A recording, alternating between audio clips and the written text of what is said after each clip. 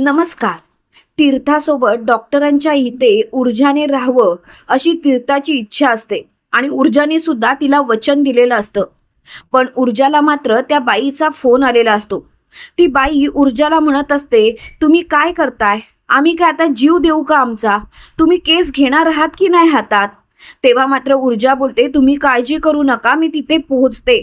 11 वाजता डॉक्टर येणार असतात. ऊर्जा घरातून बाहेर निघत असते. तेवढ्यात मात्र विजया बोलते, कुठे चाललीस तू? तुला कळतंय का तीर्थासोबत तुला डॉक्टरांच्या इथे थांबायचं आहे? तू तीर्थाला तसं वचन दिलंयस ना? तेव्हा मात्र तीर्था, आजी सगळेजण तिथे असतात. हर्षवर्धन सुद्धा तिथेच असतो. हर्षवर्धनला मात्र आतून खूपच आनंद झालेला असतो. त्यावेळेला विजया बोलते, कमाल आहे तुझी. मी तुला सकाळीच सांगितलं आज तुझं कोर्ट वगैरे सगळं बाजूला ठेव, पण नाही, तुला तर तुझी कामच महत्वाची ना. तुला तीर्था महत्वाचीच नाही, घरचे कोणच महत्वाचे नाहीत. त्यावेळेला लगेच शौर्य बोलतो, मम्मा मम्मा तू असं का बोलतेस? मॉम प्लीज, प्रत्येक वेळेला येता जाता तिच्यावरती नको नको ते आरोप का करतेस?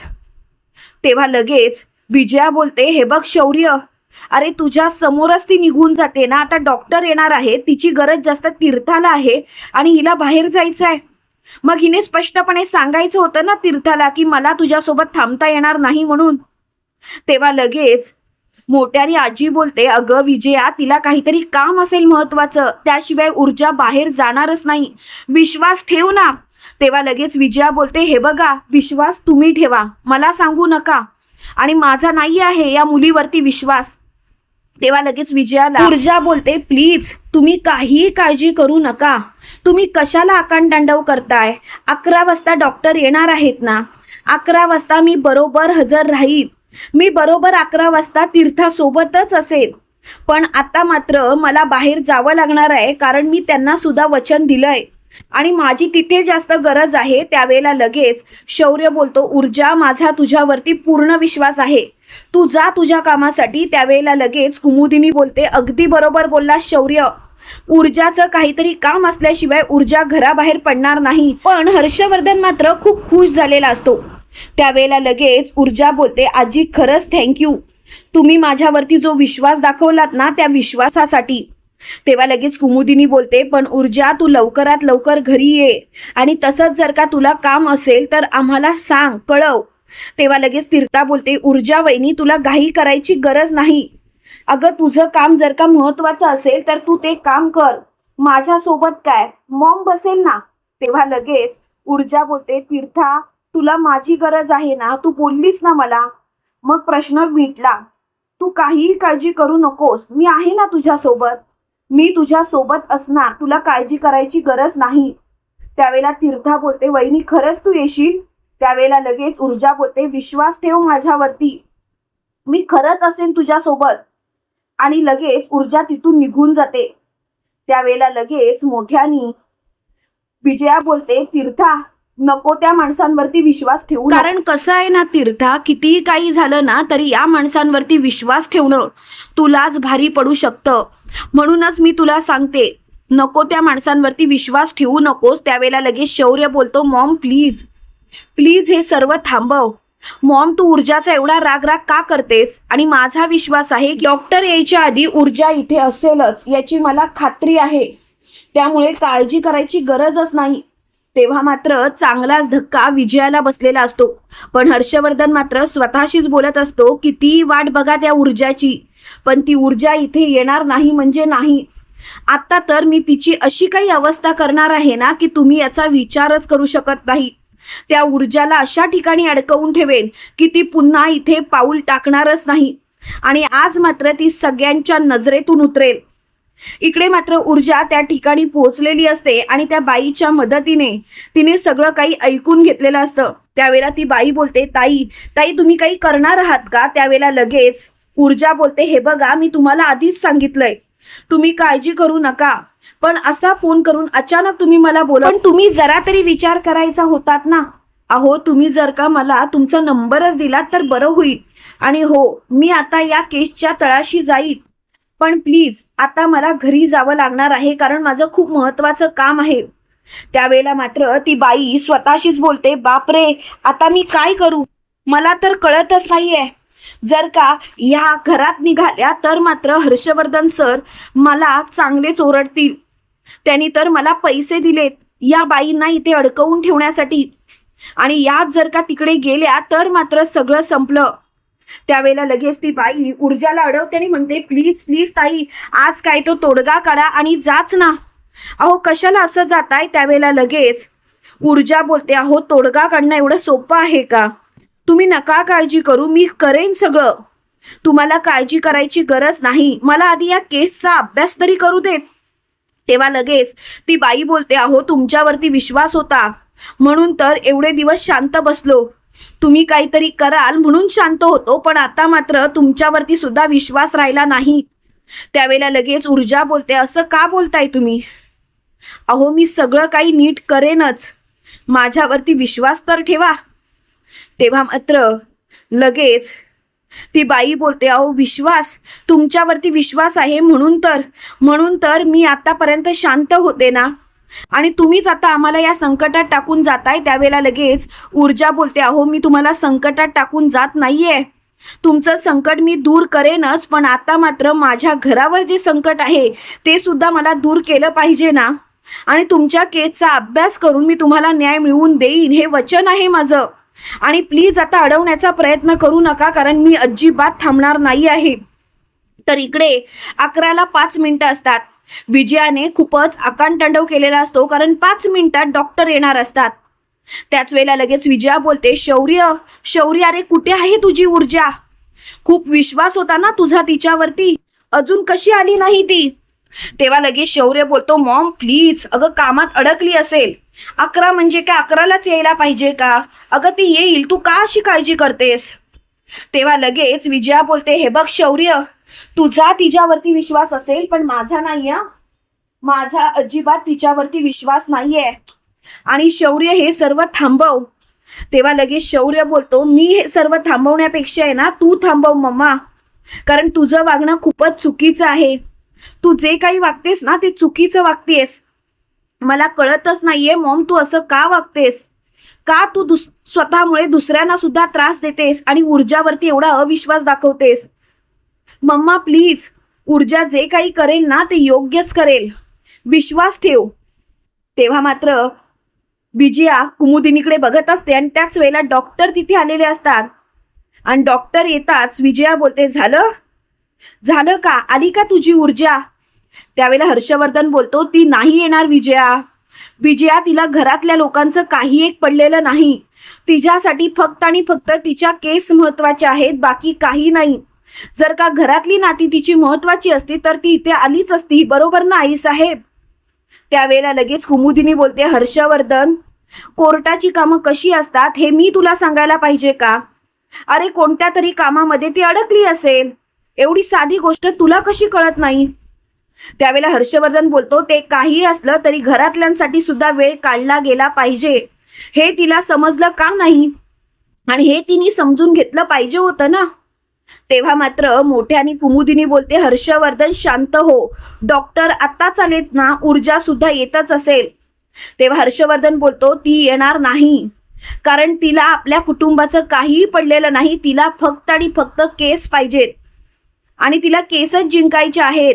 तेवढ्यात मात्र ऊर्जा दारात उभी राहते आणि बोलते, नाही हर्षवर्धन सर, माझ्यासाठी एवढ्या महत्वाच्या केस नाही की माझं कुटुंब संकटात असताना मी त्या केस लढत बसेल. तुमचा काहीतरी गैरसमज झालाय. हर्षवर्धन मात्र तोंडावर पडलेला असतो, कारण ऊर्जाला बघून हर्षवर्धनच्या तळपायाची आग मस्तकात गेलेली असते. हर्षवर्धन स्वतःशीच बोलतो, बाप रे, ही इथे कशी काय आली? मी एवढे पैसे चारले होते त्यांना, तरी सुद्धा त्यांनी माझं काम केलं नाही.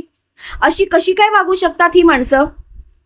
त्यावेळेला शौर्य लगेच ऊर्जाच्या जवळ जातो आणि ऊर्जाला बोलतो, ऊर्जा, मला माहिती होतं तू येणारच, माझी खात्री होती. त्यावेळेला लगेच ऊर्जा बोलते, शौर्य, तुझा माझ्यावरचा विश्वास अरे माझ्यासाठी किती महत्वाचा आहे तुला माहिती आहे ना?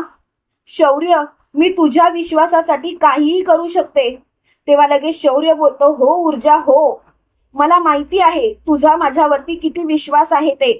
तेव्हा लगेच मोठ्याने शौर्य बोलतो, ऊर्जा तू आलीस ना, बरं झालं. त्यावेळेला कुमुदिनी बोलते, ऊर्जा, अगं तुझं काम टाकून आलीस का? तुझ्यासाठी ते काम महत्वाचंच असेल ना?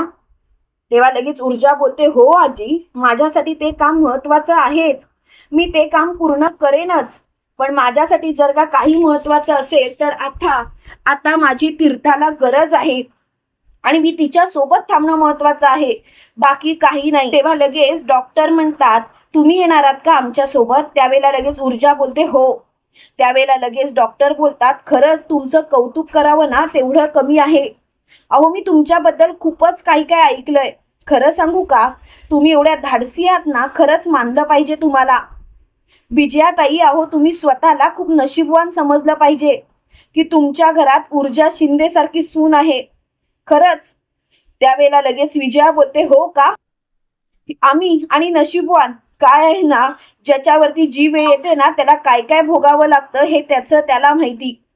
आणि आता तर मला हा विषय वाढवायचा नाही. प्लीज तुम्ही माझ्या मुलीला या संकटातून बाहेर काढा. त्यावेळेला लगेच ऊर्जा बोलते, चला आपण तीर्थाच्या रूम मध्ये जाऊया. त्यावेळेला तीर्था तिथे आलेली असते आणि तीर्था जेव्हा ऊर्जाला बघते त्यावेळेला ऊर्जाला बोलते, ऊर्जा वहिनी तू आलीस? ऊर्जा वहिनी तू आलीस ना, ते माझ्यासाठी खूप महत्वाचं आहे आणि मला खरंच खूप भारी वाटलं. ऊर्जा वहिनी, आज मात्र मी खूपच खुश आहे. आणि ऊर्जा, डॉक्टर आणि तीर्था तिथून निघून गेलेले असतात. त्यावेळेला शौर्य विजयाजवळ जातो आणि विजयाला बोलतो, मॉम बघितलंस, ऊर्जाने तिचं वचन पाळलं. ऊर्जासाठी आपल्या घरची माणसं सुद्धा खूप महत्वाची आहेत. तू असा विचारच का करतेस मॉम? मॉम तू ऊर्जाच्या बाबतीत खूपच मोठा गैरसमज करून घेतलायस आणि तो गैरसमज प्लीज दूर कर. तेव्हा लगेच विजया बोलते, शौर्य तू तुझ्या मॉमला शिकवायची गरज नाही. त्यावेळेला कुमुदिनी बोलते, का का शिकवायचं नाही त्यांनी? तू चुकतेस तर शिकवलं तर पाहिजेच ना. अगं विजया, तुला कळतच कसं नाही? तू ऊर्जावरती नको नको ते आरोप करतेस, पण ती एक वकील आहे, तिला सुद्धा हर्षवर्धन सारखी खूप कामं असतात. त्यावेळेला हर्षवर्धन बोलतो, हे बघा आई साहेब, तुम्ही तिचं माझ्याजवळ कंपॅरिझन करू नका. अहो माझी कामं खूप महत्वाची असतात आणि मी एक नामांकित वकील आहे. तेव्हा लगेच शौर्य बोलतो, डॅड, ऊर्जा सुद्धा एक नामांकित वकील आहे. अहो तिने तिच्या या लहानशा वयात स्वतःचं असं अस्तित्व निर्माण केलंय. अहो तिचा स्ट्रगल जर का बघितलात ना तर तुम्हाला स्वतःला तिचा हेवा वाटेल. त्यावेळेला लगेच हर्षवर्धन बोलतो, बस झाला शौर्य, बायकोची ही जी काही बाजू घेतोस ना ती माझ्या समोर घ्यायचं नाही आणि तुला जे काही करायचंय ना ते कर, पण माझ्या समोर तिची हे कौतुक मला चालणार नाहीत.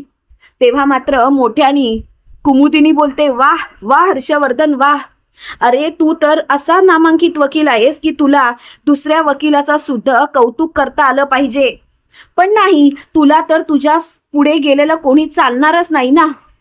इकडे मात्र ऊर्जा, तीर्थ आणि डॉक्टर बसलेले असतात. त्यावेळेला तीर्थाच्या मनातील सगळं काही डॉक्टर काढून घेत असतात. तीर्थाची भीती नाहीशी करण्याचा प्रयत्न करत असतात. त्यावेळेला ऊर्जा सुद्धा तिथेच असते. इकडे कुमुदिनी हर्षवर्धनला बोलते, हर्षवर्धन आज तू गालातल्या गालात हसत होतास, मी बघितलं. हर्षवर्धन, ऊर्जा अजून सुद्धा घरी आली नव्हती याचा तुला आनंद होत होता, पण कुठेतरी माझ्या मनात संशयाची पाल चुकचुकली. हर्षवर्धन, हे सर्व तूच तर घडवून आणलं नाहीस ना. तेव्हा लगेच हर्षवर्धन बोलतो, आई साहेब बस, येता जाता माझ्यावरती आरोप करायची गरज नाही आणि तुम्ही जे काही बोलताय ना ते बंद करा आता. सारखे सारखे माझ्यावरती कशाला आरोप करताय? तुमच्याकडे काही पुरावा आहे का? तेव्हा मात्र कुमुदिनी खूपच चिडलेली असते. इकडे मात्र तावातावात हर्षवर्धन त्याच्या रूम मध्ये जातो.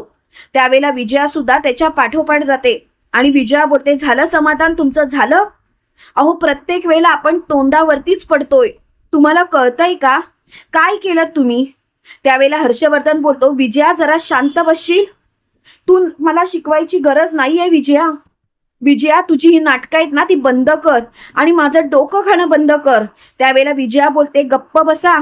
त्या काल परवा आलेल्या परक्या मुलीमुळे माझ्याच घरात मलाच काही इज्जत राहिली नाही. येता जाता मला टोमणे ऐकावे लागतात. आई साहेब तर माझा चांगलाच पान उतारा करत असतात. माझीच मुलं माझ्या विरोधात फिरलेत आणि सगळेजण त्या ऊर्जाच्या बाजूने झालेत. बघितलत ना. अहो तीर्थाला सुद्धा डॉक्टरांच्या समोर मी नको होती तर ती ऊर्जा हवी होती. मला असं वाटलं होतं ती ऊर्जा घरात येणारच नाही. त्यावेळेला मात्र हर्षवर्धन बोलतो, तशी सोय तर मी केली होती की तिने या घरात येऊच नाही म्हणून, पण आज ती आलीच. तेव्हा लगेच विजया बोलते, हे बघा तुमचं काय चालू आहे ना ते मला कळत नाहीये, पण प्लीज प्लीज जे काही आहे ना ते स्पष्टपणे बोला बघू. त्यावेळेला लगेच हर्षवर्धन बोलतो, विजया प्लीज तू जरा बाहेर जाशील, मला जरा एकांत पाहिजे आणि प्लीज जाच. त्यावेळेला विजया बोलते, झालं, तुम्हाला जेव्हा एकांत पाहिजे तेव्हा तुम्ही मला बेडरूम मधून बाहेर काढता.